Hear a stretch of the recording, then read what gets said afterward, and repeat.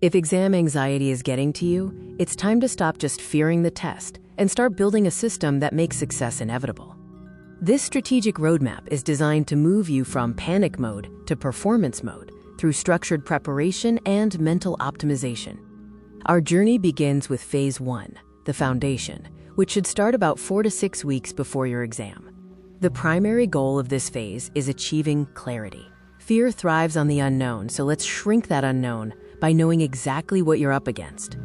Start by auditing your syllabus to identify your red zones, topics you don't know, yellow zones, topics you sort of know, and green zones, topics you've mastered. Next, ditch the passive reading. Engage in active recall by immediately testing yourself on the material. This is where real learning happens. Moving into Phase 2, the simulation, starting 2 to 3 weeks out, we focus on building mental stamina. The goal is stamina. You need to simulate the high-pressure exam environment so your brain doesn't go into shock on the big day. Do past papers under strict time limits, treating it like the real thing. That means no distractions, no phone, no snacks, and definitely no music. Implement the brain dump ritual. Every morning, write down everything you're worried about for 5 minutes, then literally throw the paper away.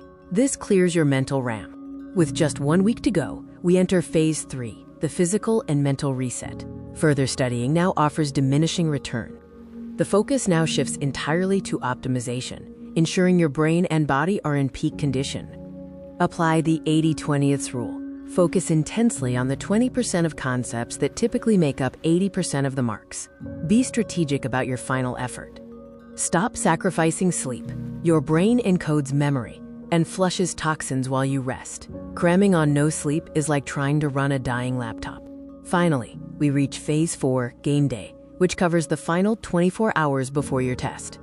Your final goal is pure energy management, conserving your mental and emotional resources for peak performance.